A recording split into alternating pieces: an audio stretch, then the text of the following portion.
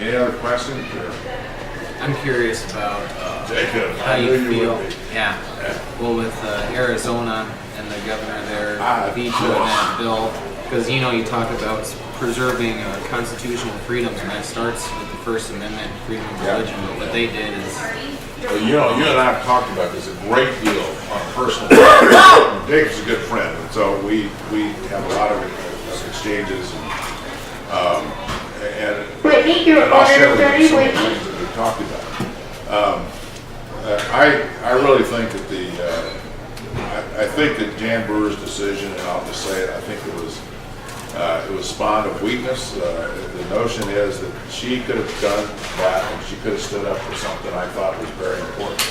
I have a press release that's coming out right now. You may have seen it already, that talked about this very issue. I'm a Catholic, a Roman Catholic. I don't think that today, in this environment, there's been more of an assault on religious freedom than that has been imposed on the Catholic Church. And a lot of it through the healthcare mandate, dealing with contraception, abortifacients, and sterilization.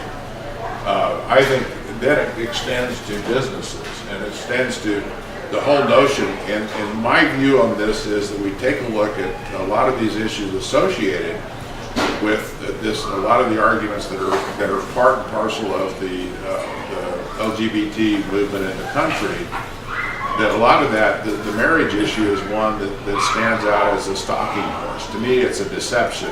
It's not about that. It's about obtaining 14th Amendment protections for people who engage in those behaviors. And that to me is really dangerous, and it's a very slippery slope that we get on. Because if we allow that to take place, then this means that suddenly a minister or a priest that stands up at the pulpit and is delivering an homily or a sermon suddenly can be accused of hate speech, because the people in that lifestyle get those protections. We have 6 protected classes in America. The 2 of them deal with religion and military service. Those are long-standing traditions in our country. I mean, we're founded on this notion. The other 4 deal with primary characteristics, things you can see most of the time. Deals with disabilities, deals with age, deals with gender, and deals with race. Those are things you can see, okay? Those are things you can see.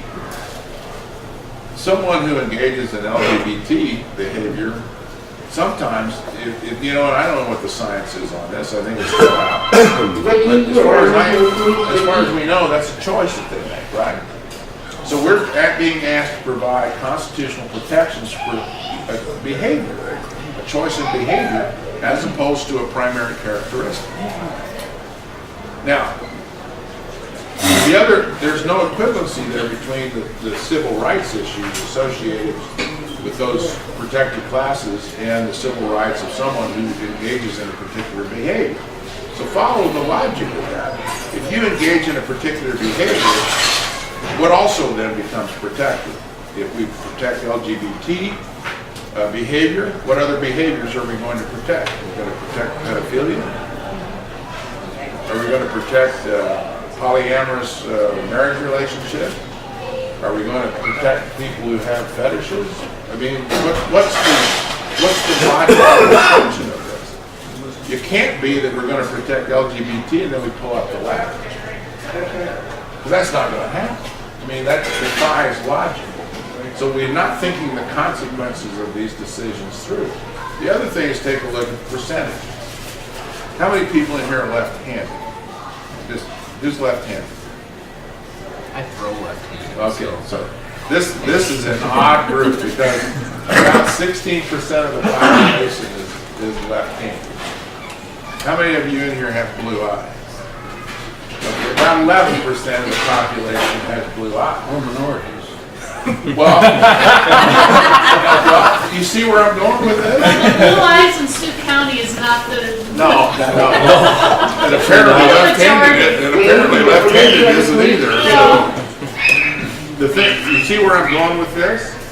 Because when you have people who engage in these behaviors, it's only 4% of the population.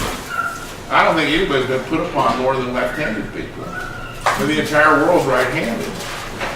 You know, and who's put upon more than left-handed people? We don't give them constitutional protection. So, you know, see, I mean, I'm making an absurd point to prove a point, okay? So, you know, I think I don't know how we got off on that, but I think the protection of religion is fundamental. It's primary, it's the #1 issue we have. And they'll say that comparison, you know, that it leads to proving pedophilia is extreme, but that's exactly what some of the most renowned professors are doing if you look at the bigger universities. I don't think it's extreme. I think it is a logical extension of thought. Right. And if you cannot follow the logic, then you're in denial. That's what I'm saying. Wasn't it in Utah that they did put a thing about the Polyamorous. Yeah. Well, actually, you know that the Supreme Court has already defined marriage as between one man and one woman in 1878. It's already on the record as marriage is defined. As far as I know, that's never been overturned. And that was literally what led the state of Utah to have to conform with federal law. Our protection of religious freedom is based upon the whole notion that all the precedents, even in the Supreme Court, where we talk about ministerial exemptions and all these other things, when it comes to the court cases, all of those are based upon the notion of criminality. You cannot, there's no religious freedom that allows you to commit a crime. Is what I'm saying.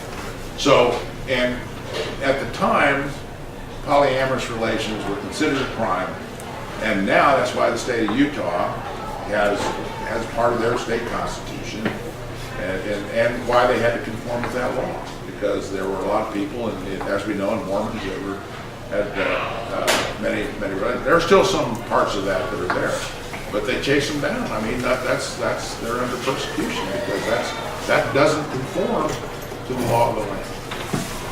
And you know, and there's that balance, you know, religious activity and criminality. I mean, so, but I think protection of religion is absolutely #1 job when it comes to protect our religion. Has to be. Sam, I've got a question. Yes, sir. Recently, somebody